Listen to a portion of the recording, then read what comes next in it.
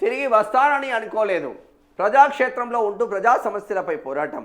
Maoist party అగ్రనేత దేవ్జీ 42 ఏళ్ల తర్వాత సొంతింటికి పోయిండా.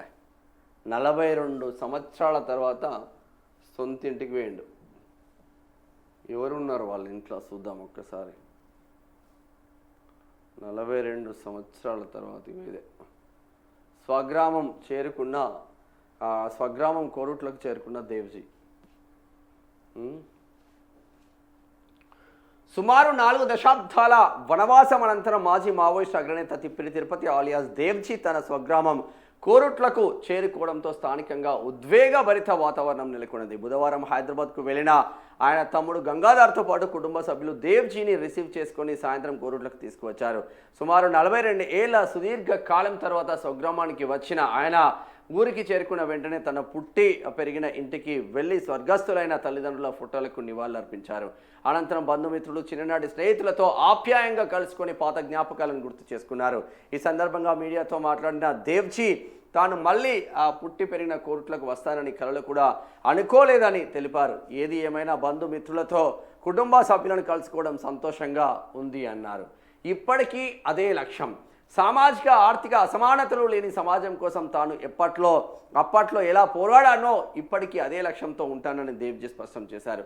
తాను లొంగిపోయిన తర్వాత అన్ని విషయాలు మీడియాతో మాట్లాడానని, ప్రస్తుతం కుటుంబ సభ్యులు, బంధుమిత్రులను కలుసుకోవడానికే వచ్చినందున రాజకీయాలపై మాట్లాడడానికి సరైన సమయం కాదని పేర్కొన్నారు.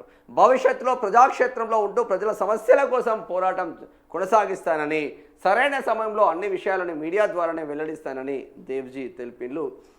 42 సంవత్సరాల వనవాసం తర్వాత, అంటే 42 సంవత్సరాల అజ్ఞాతాన్ని విడి లొంగిపోయిన పరిస్థితి అందరికీ తెలిసిందే. మల్లా రాజిరెడ్డి, దేవ్జీ ఇద్దరు కలిసి లొంగిపోయిన విషయం అందరికీ తెలిసిందే. తదనంతరం సొంత గ్రామానికి అప్పటి నుంచి ఇప్పటివరకు వెళ్ళలేదు. ఈవెన్ నాకు తెలిసి రాజిరెడ్డి కూడా పోలేదు. రాజిరెడ్డిది మంథని మండలం శాస్త్రులపల్లి, అది పెద్దపల్లి జిల్లాలో ఉంది ప్రజెంట్. మనోడిది కోరుట్ల, ప్రజెంట్ జగిత్యాల జిల్లాలో ఉన్నాయి. ఈ రెండు కూడా ఉమ్మడి కరీంనగర్ జిల్లా వాసులే. ఆషన్నది కూడా పెద్దపల్లి టౌన్, ఆషన్నది కూడా. సో పాత జ్ఞాపకాలు నెమరు వేసుకున్నారని చెప్పుకోవచ్చు. ప్రజాక్షేత్రంలోకి వచ్చి పోరాడాల్సిన ఆవశ్యకత ఎవరైనా ఉండాలని మనస్ఫూర్తిగా మనం కూడా కోరుకుందాం.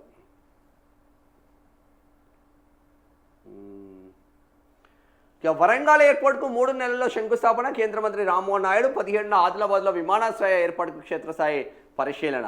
కేంద్ర మంత్రి రాజ్నాథ్ సింగ్తో కిషన్ రెడ్డి, రామ్మోహన్ నాయుడును చూస్తూ ఉన్నాం.